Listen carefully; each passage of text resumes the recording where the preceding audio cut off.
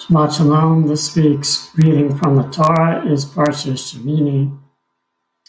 Nadab and Abihu, the sons of Aaron, took each of them his censer and put fire therein, and laid incense thereon, and offered strange fire before the Lord, which he had not commanded them. And there came forth fire from before Hashem, and devoured them, and they died before the Lord. Leviticus chapter 10, verses 1 through 2. According to Chazal, Nadab and Abihu are portrayed as righteous individuals who overstepped the boundaries in place for them as Kohanim, as they tried to draw closer to Hashem in an unauthorized manner. They were consumed by fire from before Hashem.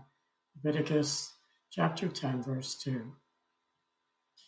Aaron's two sons died only for the sake of sanctifying Hashem's name, according to the Talmud, Tractates of Hahem 115b.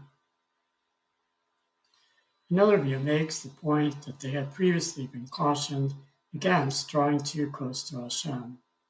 In Sinai, amongst the 70 elders, they saw God's presence and ate a meal with the others, yet God did not strike them at that time.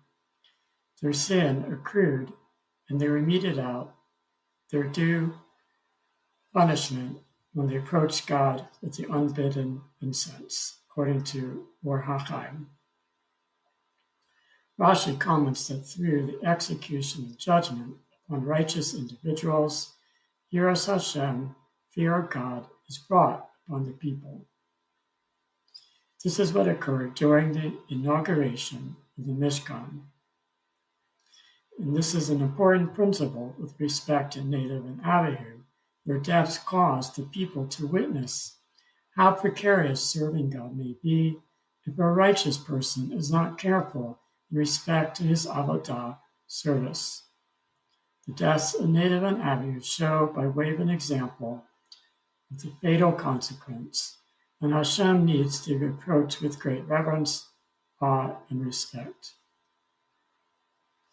The harsher condemnation of Nadab and Abihu may be rendered by a perspective that is even more critical of their transgression. They brought alien fire from a source other than the fire on the Mizbeach.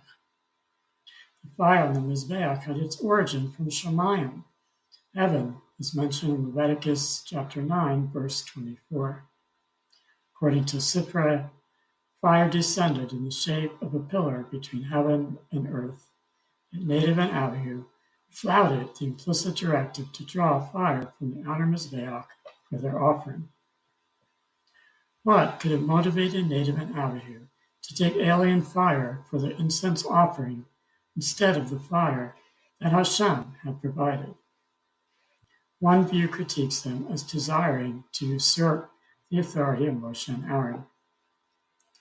Furthermore, because the authority of Moshe and Aaron was given to them from Hashem, then flouting that authority would be akin to disregarding the authority of Hashem.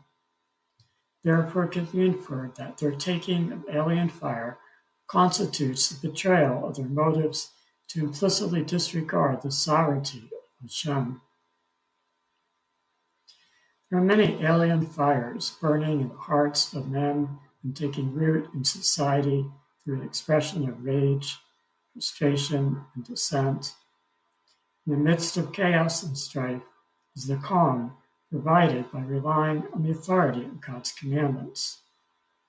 If we seek Him as our source of guidance and understanding, we will be preserved.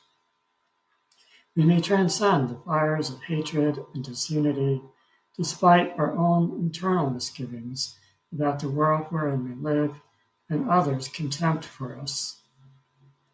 Harmony within and without is possible if we serve Hashem in humility and approach Him with awe, reverence, and respect. We should also show deference to others, treating them with respect as well. The Yiras Hashem, fear of Hashem that Bnei Israel had toward Hashem at Sinai, prompted them to ask Moses to serve as God's spokesperson between God and the people. Yet Nadab and Abihu lacked Yiras Hashem, thinking of themselves too highly. If we humble ourselves before God through acceptable offerings, then he will show us his salvation in due time. Psalms 50, verse 23.